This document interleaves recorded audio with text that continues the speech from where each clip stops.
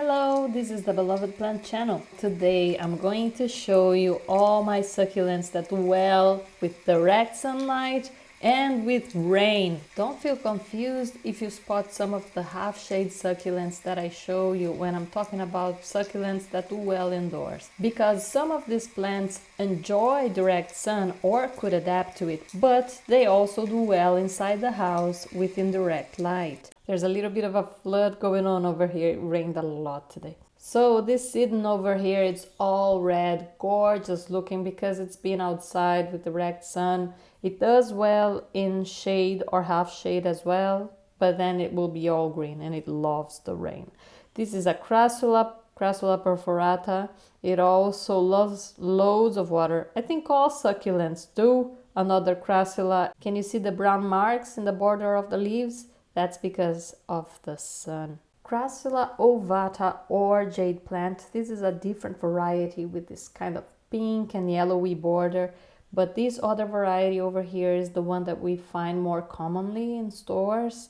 This one's been in direct sun for a while. You can see all the colors it's displaying.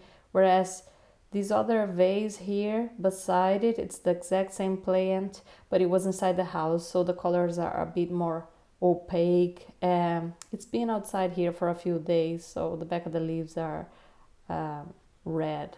Crassula Scheideckeri. This plant gets really green if it gets enough water, and if it's in kind of a shaded spot, you can see the tips are colorful because it's out here, and if it goes through somewhat low temperatures, no water, it gets yellowy. Same thing about Crassula Undulata, except it never got yellow for me.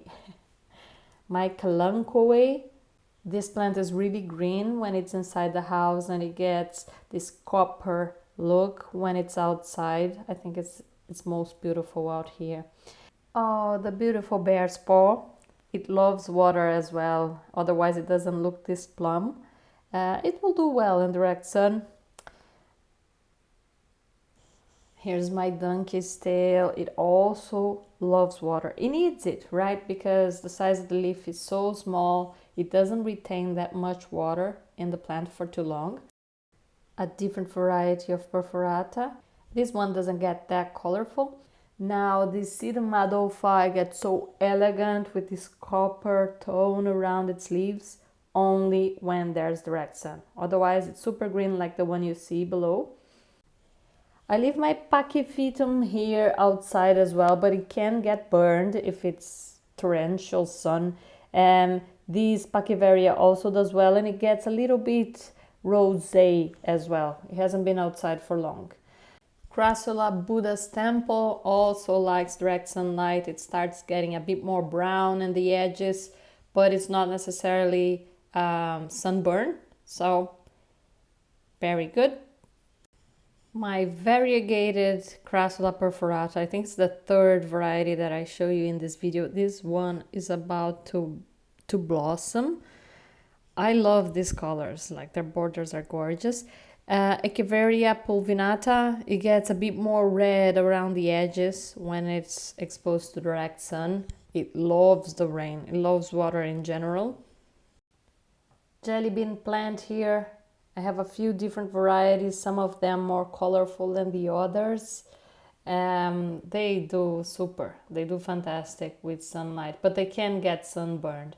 This one in particular gets more colorful when exposed to a little bit of cold actually, and this spot was a little bit gloomy a few months ago, fully recovered now, so I'm happy to see it that way. A little bit of my heart breaks every time. This is one of my favorite plants. I don't have its ID, but look at how beautiful it is. The more light you give it, the more you can see all the colors. It's beautiful, and it gets big, it gets large. Hairy Echeveria. I don't have the IDs for these ones, forgive me, but they are more half shade. This plant, the leaf looks a little bit like a diamond. I really like it. I don't have the ID again. Now my Echeverias, I kind of avoid leaving them in the rain for too long because they tend to accumulate some water in their leaves, and their stalk is kind of chunky, and butterfly larvae love eating them up. So I just avoid to keep them too moist because of that. come winter, I need to take these plants inside the house. It's almost certain there will be larvae eating them up. I can always bring them back to life. You just cut the stalk and start again. They will root really easily if you have the time. This Echeveria is more of a half shade, but these marks that you see in the borders will be more prominent with sun. Agavoides. As a general rule of thumb, if the soil that you have in the pot is heavier, less rain. If it's lighter, more rain. My Kalanchoe, if I had a climate, it would grow into a bush. So cute! The yellow and pink are signs of direct light. And this other Aeonian here, you can see it's more green, but when exposed to sun, you'll see these borders turning brown. To me, it's just really hard to pick a favorite on this table here. The Portulacarias also adapt super well to direct sun and to rain. This is a creeping plant or a low bush, if you will. Dinner plate plant, another Aeonium in my collection. And behind here we have all the sempervivums. These are winter hardy. They do well in sun, they do well in snow. They are like jack of all trades, also a creeping plant. I need to plant them on the ground as soon as I can. Look at this one, purpley red. But yeah, if you're starting off with succulents in your garden and you get cold winters and you get real summer, what we don't get here in Ireland, I really do recommend sempervivums. They are easy to grow. Here's two other darlings, Francesco Baldi and this Graptopetalum here. It survived last winter here in Ireland in a pot. Not bad then. Then we have this Senecio. Here's a larger plant. This would grow into a large bush if I had the weather. I need to bring it into the house every fall. Here's another one of my little darlings. I got it from a very dear friend. Why is it that we love the cuttings that we get so much? So this one is kind of blue-green when it's in the sun and when it gets some rain. You can see that lower down here you'd see some red-pink leaves. The more it's exposed to mild cold, the more colorful it gets, but it does not survive through frost. Okay, it needs to be protected from frost. My planter of Orostachys, I got a tiny little plant that became this ginormous plant within 4 months. I love this plant here. It needs a lot of sunlight, otherwise it becomes really stretched and it ends up losing this delicate little format that it has. This is a different variety that I got as a gift just this past weekend. Can't get enough of them. This is a Graptopetalum.